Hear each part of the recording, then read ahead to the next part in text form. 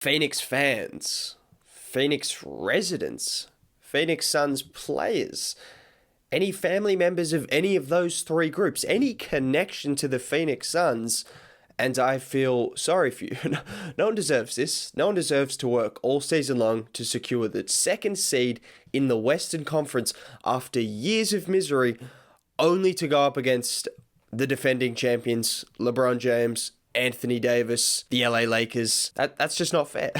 Let's not sugarcoat it. That is just simply unfair. But the task is still at hand, and they're not an unbeatable team, although they have yet to be beaten in the playoffs, this new iteration, but they are not unbeatable, I don't believe. And if there's a team to do it, the second-seeded Suns, who have had a fantastic year led by Chris Paul, Devin Booker, and co., I mean, they're a chance to do it. Why not them? Maybe, just maybe, if there was a time to get the Lakers, this is the right time to get them because they do appear a little bit rusty. Now, before I get into this series and talk about this, if you could drop a like on the video, I make content like this pretty much every single day and will be doing so for the rest of the playoffs. So you might as well subscribe if you enjoy the content. Even if you don't, I mean, it's free. It helps out the video, so that would be cool. But let's just get into it. I do think the Suns are a better matchup than the Blazers and the Rockets of last year. Obviously, that doesn't really need to be said. And then you look at the Denver Nuggets of last year to the Suns of this year, I'd say kind of on par. So that's what you've got to face, and that's what you've got to compare to last year's Lakers run. And with that being said, you would imagine it would just be a walk in the park for the Lakers like every series was in last year's playoffs. And when you've got Anthony Davis and LeBron James, there's no reason not to trust two of the three best players in the league. In my opinion, I think those guys are that good when they're at their best. However, like I mentioned, maybe they're not at their best. Anthony Davis has had an up and down season. LeBron James is coming back from injury. He said he'd never be 100% again, and against the Warriors, he did look not 100%, so he looked somewhat off the pace. Anthony Davis had a strugglesome first half.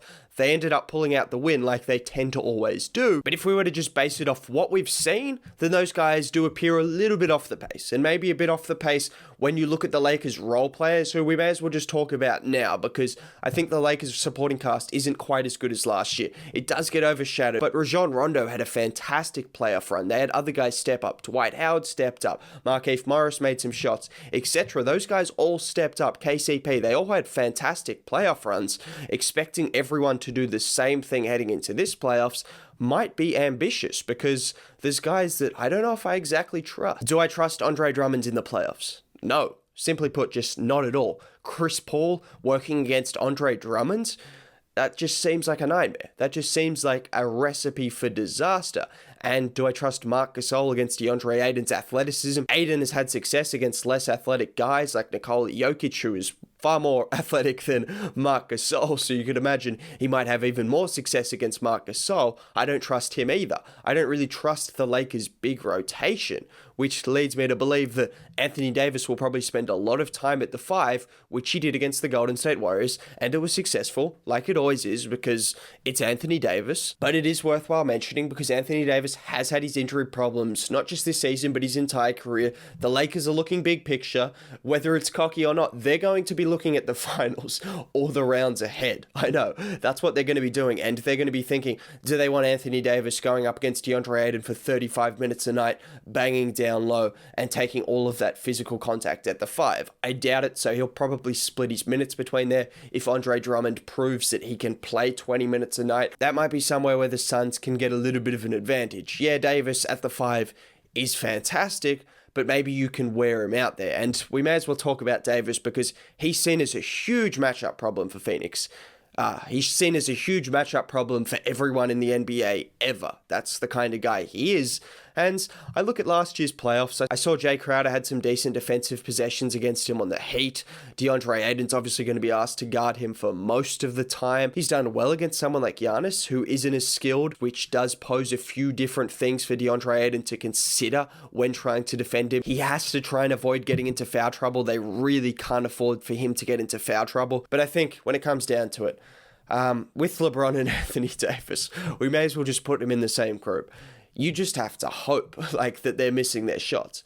there's really nothing else you can do. I know, genius, but like maybe Davis, you can double team him sometimes and hope he makes a bad decision. He's not the best passer out of double teams, and sometimes you can collapse on him and get him to make a few bad decisions. You can get physical with him. Sometimes he doesn't exactly like that. That's probably the best thing you can do with him. LeBron James, people with a lot more knowledge about the game of basketball have been trying to figure that thing out for 20 years. Even with that being said, that doesn't mean the Suns can't win the series and can't take advantage of other matchups. Because I look 3 through 9 on the roster, or 3 through 10, whatever the rotation's going to be, Phoenix probably have a better team. Well, they do, really. Mikal Bridges, DeAndre Ayton, Dario Saric, Jay Crowder, even Cameron Payne, those kind of guys are all impactful players. Those are guys that, although the playoff experience might not be there, which we may as well talk about, because that's something that always gets brought up with the Phoenix Suns, do they have the playoff experience? And I just want to bring it to the Miami Heat of last year. Did they have the playoff experience? Yeah, you would immediately think, oh, of course they did. It's the Heat culture. Goran Dragic is like 40 years old. Well, Tyler Hero was in his first playoffs. Bam Adebayo had played about 60 minutes of playoff basketball before last year. Duncan Robinson hadn't played in the playoffs. Kendrick Nunn, although his minutes were lower, hadn't played in the playoffs. You get the point. They had guys like Jimmy Butler, they had Eric Spoelstra, Jay Crowder, Iguodala, all of these guys in place to help them out with that kind of experience that they've learnt over their time. And who better than Chris Paul to help guide you? Jay Crowder. Dario Saric has playoff experience. Yeah, I know. Seems kind of crazy to bring him up, but he's averaged 17 and 10 in his 10 playoff games. Torrey Craig has had some experience. You've got guys on that roster, and most importantly, you have Chris Paul. Now, getting back to the whole role player thing that I was kind of talking about, would it be crazy for me to say that the Lakers' third most important player might be Alex Caruso? No, that's not a joke. I genuinely believe that could be the case. We saw what he did against the Warriors. Yeah, Curry dropped 37 or whatever he did. That's just impossible to guard. But he forced a couple of turnovers. He's been one of the better defenders in the league from the perimeter all season long. The Lakers' best perimeter defender. He's going to be asked with the task of going up against Chris Paul and Devin Booker and doing everything he can. And last time he played Phoenix, they kept Phoenix's backcourt to only 34 points. And in the process, Caruso dropped 17 and 8. Yes, he had a huge game against the Suns in a win, and I think the Lakers are going to be looking at Caruso to do a similar thing, just to harass them every single night. And just looking at their season matchups, these two teams, 2-1 regular season to the Suns.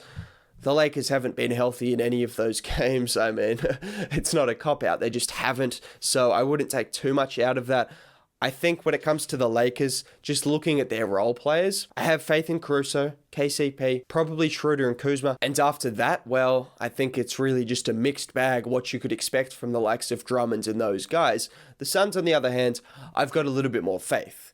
Yes, sure, there's still some question marks over their experience and guys like Bridges, although I said the experience probably won't be an issue because you've got Paul leading them. It could still be an issue. But Bridges, I think, should be great. DeAndre Ayton should be great. Dario Saric, all of these guys that have been good all season long and have led to the Suns being more than just the two stars that headline the act. They're a team that is really deep and really well-rounded and doesn't really appear to have any weaknesses. That's where the Suns have their clear advantage. Their clear advantage is in the numbers, is in the role players, is when LeBron James goes to the bench, is when Davis is having a troublesome night. That's where the advantage lies with the Suns because they've got enough guys that might be able to step up and give you 20 points on any given night that the Lakers role players might not be able to match. Now, just looking at an issue that Phoenix might face, well, will face, is in the pick and roll where Chris Paul loves to switch on to bigs and just go to work. Against Drummond, I could see that happening. Against Davis, that's just not happening. Like, Anthony Davis can guard 1 through 5. If CP3 and Booker are trying to switch onto Davis and get high percentage plays out of having him guard them at the perimeter, it's not a high percentage play because that guy is one of the best defenders, one of the most talented defenders we've ever seen. He can switch onto any position. And he's someone who, if he's playing at the 5, the Suns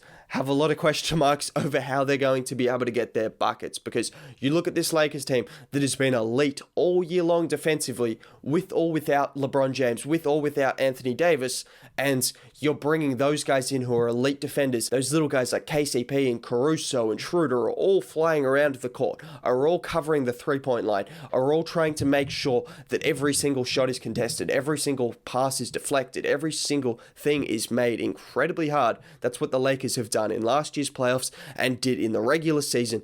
Even without their superstar guys, they're still an elite defense regardless. That's why the Suns are going to find things hard. They love to move the ball. They love to get open shots. Chris Paul loves to set up his shooters. It's going to be hard against this Lakers team because they don't give you an inch. And Davis, similar to those guys, won't give Chris Paul an inch if he's looking to get those switches and take advantage of the bigs in the pick and roll, which is something that Phoenix have had so much success at doing and Chris Paul always has so much success at doing. Davis might be able to negate that, and that is a little bit of a concern for me. And with that being said, I think that's why ultimately I have to side with the Lakers, because I believe they can take away what Phoenix are really good at doing. I don't know if the Suns are going to be able to take away LeBron's or Davis's strengths. I just don't know if any team in the NBA can do that. Whether they can have so much of an advantage 3 through 9 with Bridges and Aiden and all of those guys compared to Caruso and Kuzma and those guys, maybe that's enough. Maybe CP3 is good enough that he can still take advantage of Davis in the pick and roll. Maybe Devin Booker goes off for 35 a night. All of these things are possible. This is one of the best teams in the NBA for a reason, and it's not going to be a walk in the park. This is not an easy series. Can they pull it off? Yes, they can. But things are going to have to go very, very well for the Suns, which they might do. At the end of the day, I don't really know. This is just my opinion on the series and what we could expect. Think we can expect a 6-7 game series. Hopefully, that's what I'm hoping for. That would be fantastic. It would also be fantastic if you enjoyed the video. Leave a like on it, subscribe to the channel. Have a great day. I'll catch you next time. Bye.